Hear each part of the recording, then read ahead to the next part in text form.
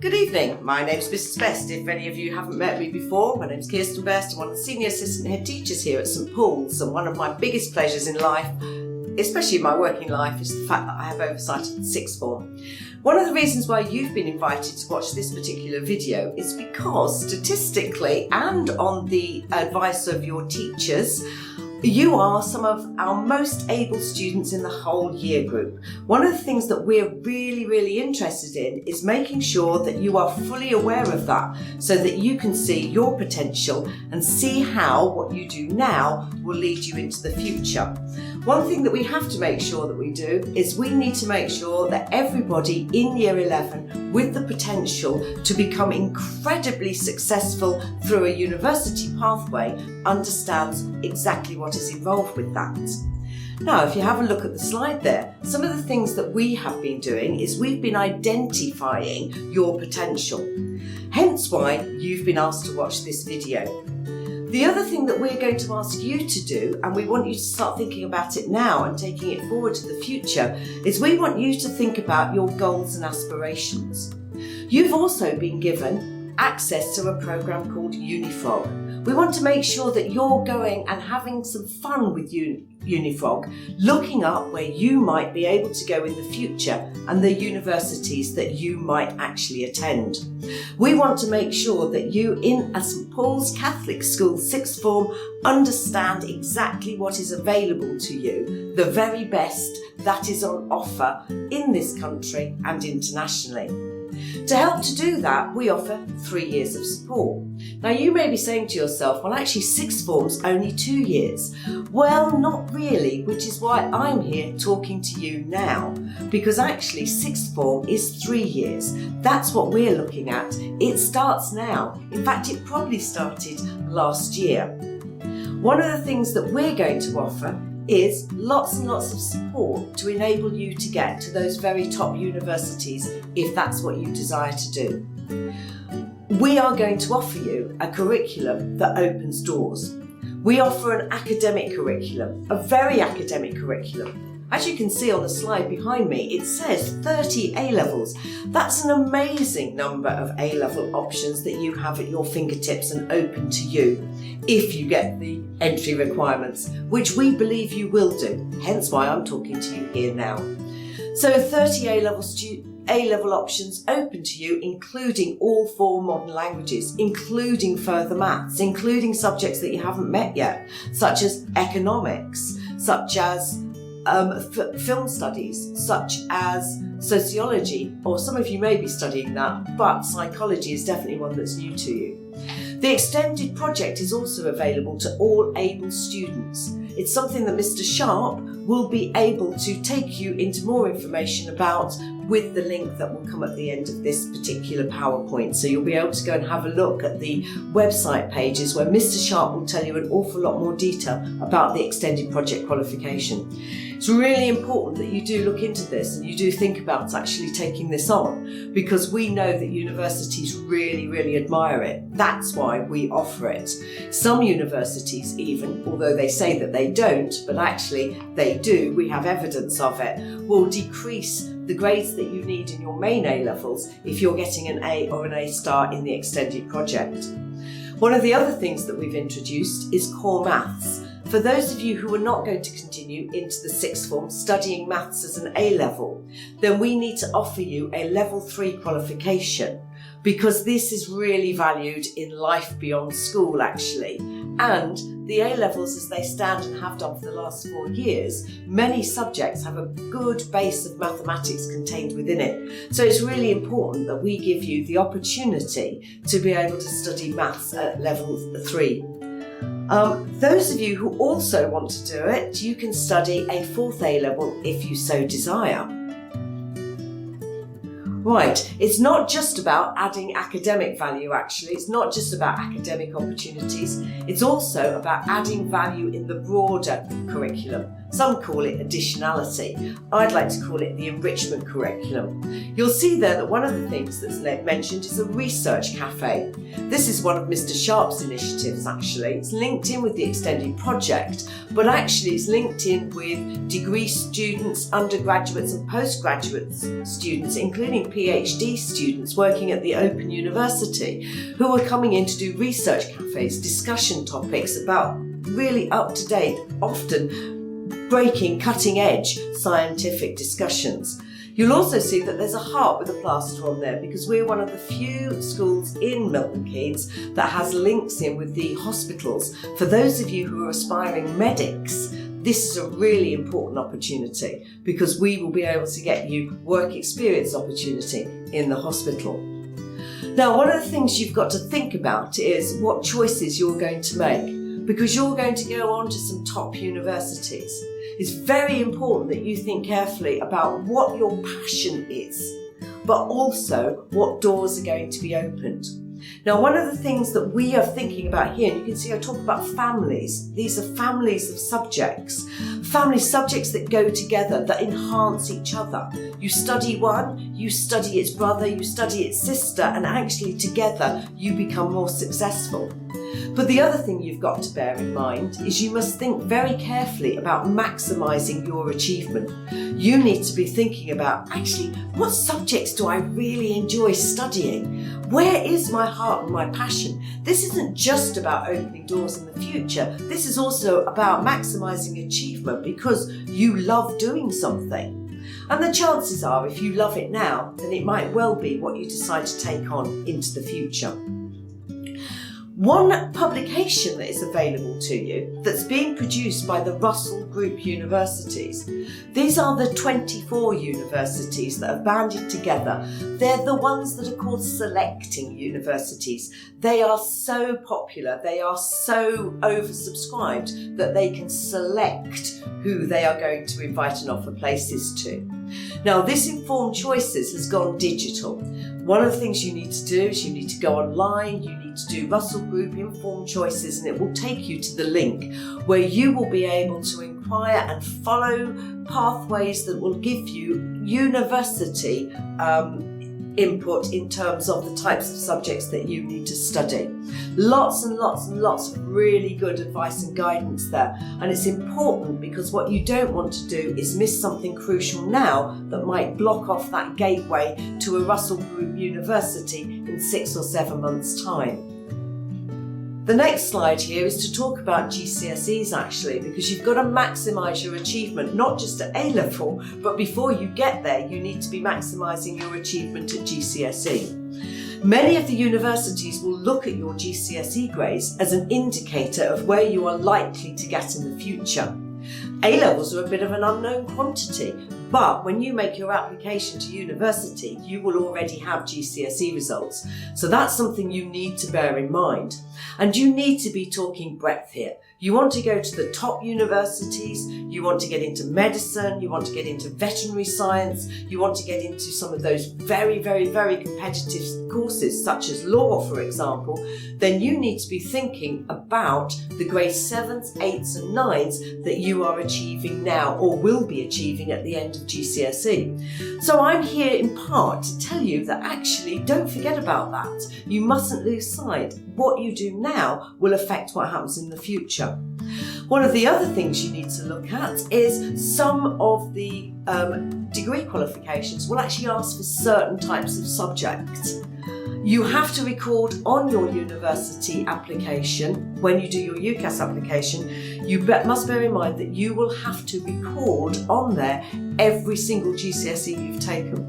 Do not, and I really say this, please try to make sure that you don't have any zombies in there. They're the grades that come back to haunt you. If you've got straight 8s and 9s across the board, then maybe getting a 6 in something like design technology because it wasn't your forte, well then that's okay. But a 2 or a 3 in Spanish and you might suddenly have closed a door to yourself. So this is one of the other things we want to say to you. Be wary that you must be maximising your achievement in your GCSEs across the full breadth. One other thing there, Beware the maths and the English. You won't get to university, no matter how many A-level results that you actually accrue by the time you get to the end of year 13. You don't have GCSE maths or you don't have GCSE English, and you won't be going to university. The other thing you do need to be wary of as well, just to bear it in mind, if you're wanting to study a subject like engineering or physics, do be careful about the grade that you need to have achieved at GCSE maths. Sometimes we have students who are on the foundation tier at GCSE maths, therefore can't get the grade 6, but in fact in 2 years' time discover that that's what they need. So, right, maximising your aspiration. One of the things that we want you to know about is the fact that every single child in listening to me today will be able to aspire to going to Oxbridge, that's Cambridge and Oxford University, one of the Russell Group universities, or medicine. We want you to know, and we want you to be thinking about the fact that the world is your oyster. It really, really is. I just waved goodbye to the parent of a student who's going off to Oxford. So this is somebody who left at the end of last academic year. Just waved goodbye to a parent who was taking his daughter to Oxford, where she was starting her study of modern foreign languages. That's one of our sixth form students of last year. That's a couple of months ago that she finished. So we really do want you to think about what your future could be. One of the things we want to do as well is maximise your options at post-16. So you'll have lots and lots and lots and lots of advice and guidance over the coming weeks and months. You'll have, please talk to your parents, please talk to your teachers. Everybody will have an individual appointment. You'll be meeting somebody like me who'll be talking through the choices that you've made, that you are going to study in the sixth form. We'll be doing that in the January period. You'll also get taster sessions. There is going to be an open evening, but it's going to have to be virtual, as we know. But we're looking at all the different opportunities that we can give you so that you can really get to grips with the decisions that you've got to make about which A-levels you will be studying when you go into the sixth form. The other thing we need you to think about now, and the other support that you'll get, is we'll move into Year 12 induction. So you'll be able to get a really good handle on what it is to be studying those A-levels that you have chosen. We have a special session just for students who are the T20, the top 20 university students, as well as the taster sessions that will be happening on Wednesday, the 23rd of June. We're sure by then that COVID will enable us to have the induction day. The other thing you need to think about as well, and I'm telling you now, because when you finish your GCSE, it's not time to give up, it's not time to have a holiday. Oh no, I'm afraid not. What you need to be doing is thinking about university summer schools, for example. There will be application processes coming round where you can go and live like an undergraduate in a university for a couple of days to get a feel of what it might be like. You also need to be thinking about sector-relevant work experience. For example, if you're interested in veterinary medicine, then one thing you need to bear in mind is that part of the entry requirements for those courses will be 200 hours of work with animals. We've had students many years ago, before I started doing things like this, who actually got to the point of having their A-levels, having their predicted grades, but not being able to go because they hadn't made the most of taking additional opportunities such as WorkE.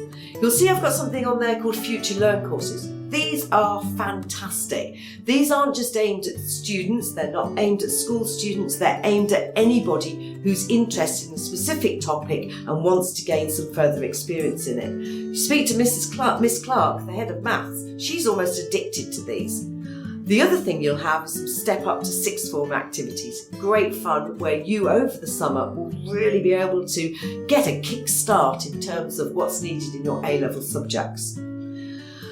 As you progress through years 12 and 13, there'll be a designated member of staff who'll be working with you on your academic mentoring.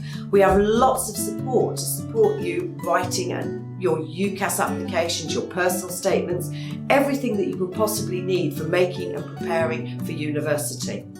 Preparing for your interviews. The interviews for courses that you've applied for. Quite specific actually, and quite some skills that are quite unique to that university application experience. We get lots, actually we've got some fantastic links with some of our local universities where graduates who are working with the next generation of undergraduates, i.e. you, will come in and work alongside you so that you can get experience of doing an interview. An interview that might happen when you go along and you say, actually, I want to come and join this faculty in this university. We also have lots of specialist mentoring. So we have Miss Allbone, who's actually spent half of her life, as far as I can gather, making sure that she's fully equipped and up to date with everything that anybody applying to a Russell Group university could possibly need to know. Right, one of the things you're going to hear from now is I'm going to stop talking and you're going to hear from those who have been in year 11. So not me telling you what to do, not me telling you how to prepare, how this stage of your progress is so significant to what's going to happen in the future. Here are some of our ex-year 11 students, now in year 13, now making applications to university. At the start of year 12, the jump was quite big. Luckily for me, I'd been doing these things set by the teachers, which was basically, it was some questions to help you get up to A-level standard. It's very important that you realize that year 12 is just as serious as any other year. But it does come with some positives, definitely. I think the freedom to choose what subjects you want to study and take further, the freedom to... I think the freedom is also, you associate year 12 or like sixth form with freedom, because you only do a couple subjects compared to GCSEs, and like you get loads of free study periods. But it is honestly how you use those periods. Yeah, I think some people take advantage of them, think it's year 12, you know, we don't have to do much, we don't have exams, but the 2 years do go by very fast. Quickly. So if you don't start revising now, even in year 12, you'll definitely you'll regret it in the future. Yeah. In sixth form, I just found that it's actually a bit more easier to socialise. You meet new people, even in the other band. So I'm an X-band, so I met a few cool Y banders. You know, you get your frees, you have to like think about how you're going to spend your time in your frees, you're going to revise or talk to your friends.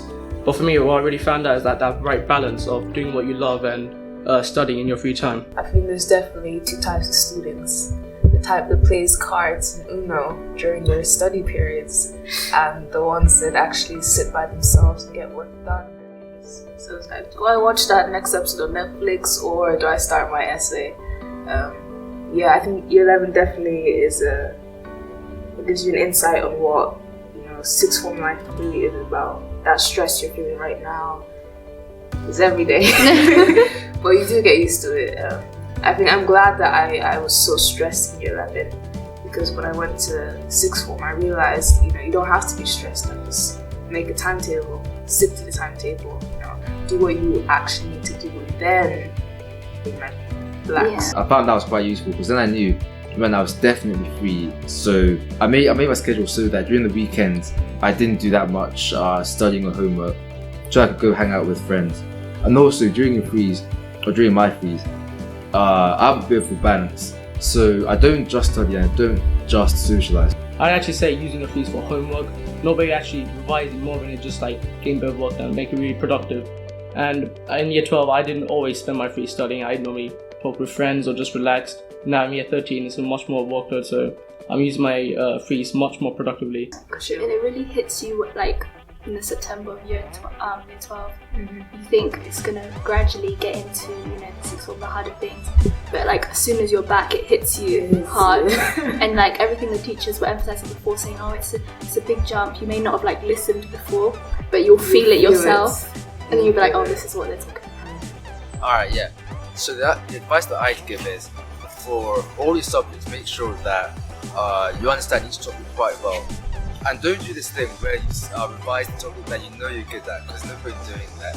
You should revise the topics that you're bad at. Make sure that you become good in those ones.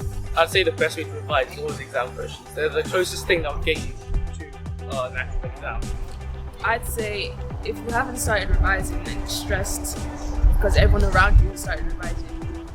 You should probably start revising. At the same time, have your fun now. Yeah, get out your system. Just start revising now. Don't postpone it. And then if you start revising now, you should do well.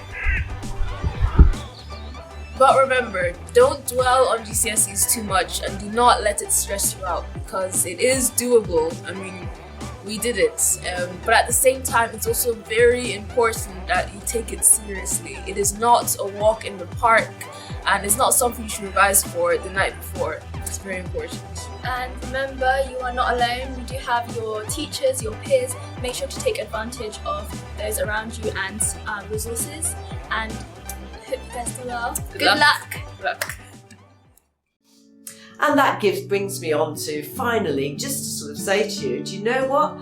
You don't believe me? Of course you do. These are you. These are you of the future. The people behind my head, this is you, the universities that people from St Paul's Sixth Form have gone to. How fantastic. Absolutely fantastic and really worth celebrating.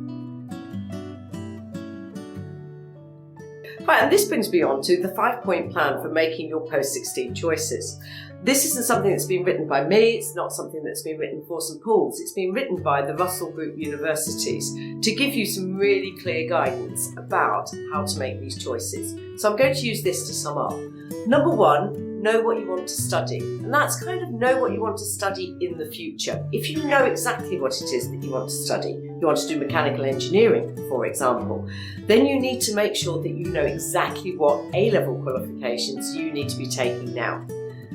Okay, so you don't know quite what you want to study. In that case, the second point there is, if you're not sure yet, keep your options open. Think about those subjects that are going to open all sorts of doors. Just as a top tip, by the way, geography is a great one because that will access you into arts degree courses as well as science degree courses.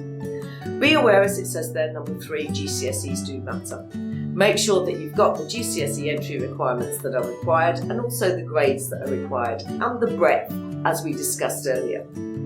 Think about balance as well, making sure that you've got the balance right amongst your subjects. And remember what I said about families, things that go together that develop and enhance your skill set. And then finally it says, know why. Actually ask yourself, do you know why you're going to study these courses at university? The last slide I've got here is just to remind you about that important qualification, the extended project qualification. This is a really important thing to think about, and you'll be able to go and listen to Mr. Sharp and the students talking about their experiences of the extended project. So you can actually listen to what young people have had to say, who are a year on probably, maybe 2 years on from where you are now. And the reason why I'm ending with this is because actually you really need to be able to believe in yourselves and to have massive aspirations, to think about the most fantastic things that you can do and you can be. And that's why we're asking that you think about it now. Think about what you've got to do at GCSE so that you are fully aware and are able to access every single goal and aspiration of the future. We wish you the best of luck. Please come and talk to any member of staff you can if you need any form of support, help or guidance with this, and we are really looking forward to working with you. This is a fantastic year group. There's going to be some fantastic young people here who will be ruling the country and bin industry in the years to come. Thank you very much.